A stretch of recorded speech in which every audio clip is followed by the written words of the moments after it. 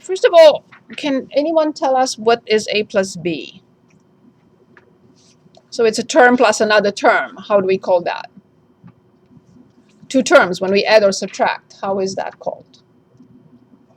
Binomial. Very good. This is indeed a binomial. When we add two terms or subtract two terms. So when we raise a binomial to the second power, what happens? What do we have to do? So yes, you can say I'm going to FOIL it. But if you do FOIL it moving forward, you're not going to establish a strong algebra packet of skills. We have to move away from certain things that we learned a long time ago. Do you have to? I highly recommend it. Because you're going to fall behind, you're going to feel kind of an outsider. This is very basic in a way. So when we square, let's FOIL this time. See, I'm not in 2020 yet.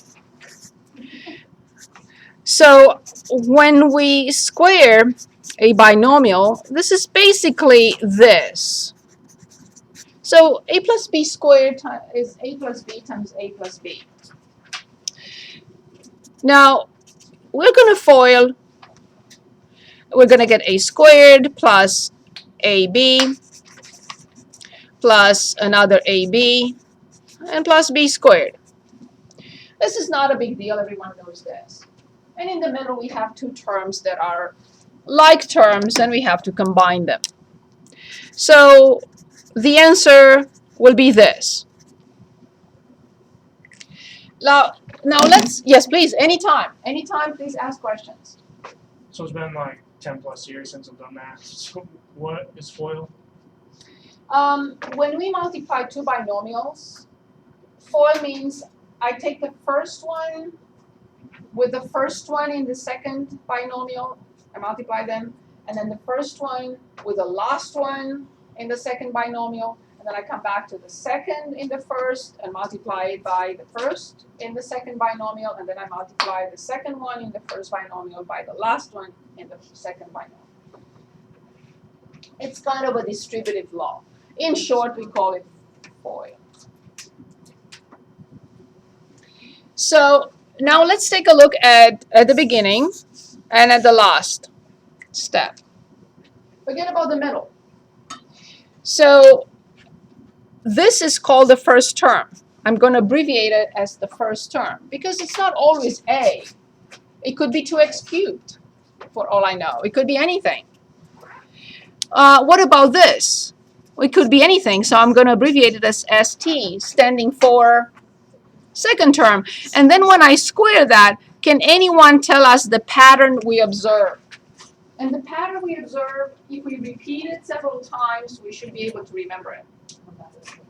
So I see the first term to the second power. I see plus. I see number 2.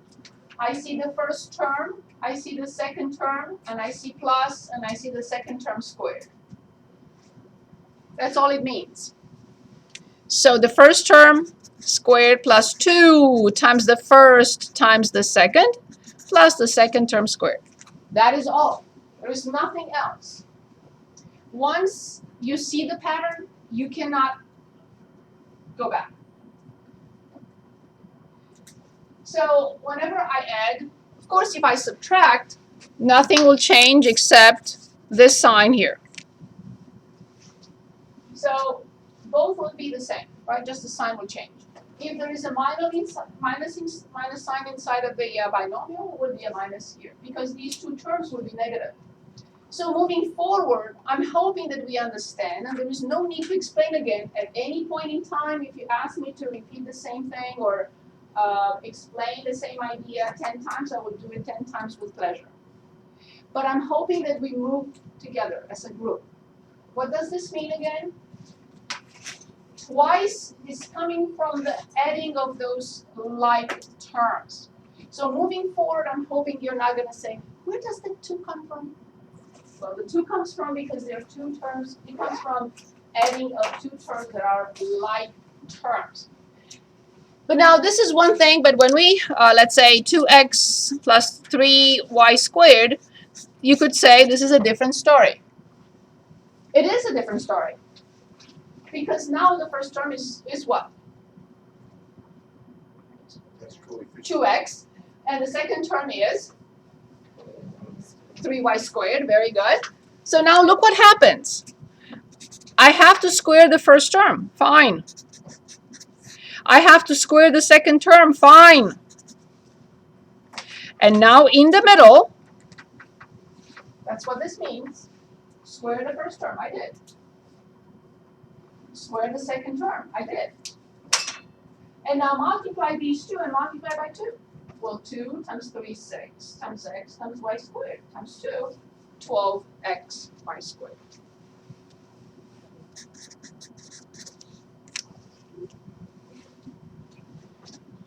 You can say, I don't like this, I will FOIL. There's nothing I can do about it. However, when we get to factoring and going back from here, we're going to have difficulties if we still FOIL. When we look at, when we learn how to factor, solve equations by completing the square, we're going to have difficulties if we don't understand where the 12 is coming from. It's 2 times the first term times the second term. Is it always 2? We just looked at the formula. Oh, okay. It's 2 times the first term times the second term. But the first term and the second term could be anything. So once we understand the pattern, you can throw anything at me because I know the pattern. The first term squared plus 2 times the first times the second plus the second term squared. Give me anything. So let's say 3x squared y plus 2. Okay, I know the first term will be 9x to the fourth y squared. I know the last term will be 4. And all I have to do in the middle is multiply them and multiply by 2. 2 times 3 is 6. 6x squared y times 2, 12x squared y. So, can I FOIL? Yes. It will take longer. Let's try one with a negative. So let's say 5y, I just said negative, 5y minus 7 squared. No problem. I square the first term, 25y squared. I square the last term. The middle term has to be negative. And it has to be multiplied by 2. So 5 times 7, 35, y times 2, 71. Done.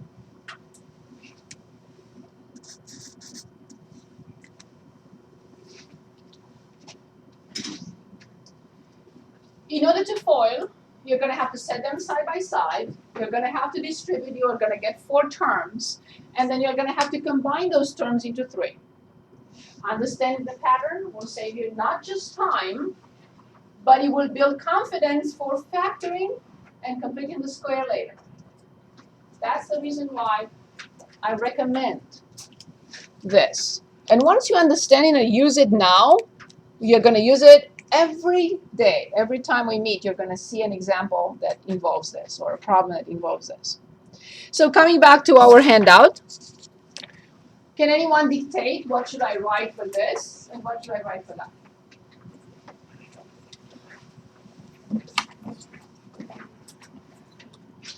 A squared plus 2ab equals b squared plus b squared. Good. Which means a binomial squared represents what? A what? Thank you. A binomial squared is a trinomial. Again, I'm hoping that moving forward, if I say how much is 2x minus y everything squared, you're not going to write 4x squared minus y squared. Why you're not going to write this? Because this is a binomial and this is should be a Well, what is it now? Right. So the answer for this will be 4x squared minus 2 times the first times the second plus the second term squared. So once you understand the pattern and you follow it and you say it several times to yourselves, you will not forget it. Now, I don't have it with me, but every time I learn something new, I put it in a tiny notebook. I don't have that notebook with me to show you. So in a tiny notebook, today, when I'm done, or tonight when I get home, I would write January the 22nd, I learned that a binomial squared is a trinomial, and I will never forget this moving forward. I can show an example in the notebook, and whatever else I learned today. And I will always go back to it.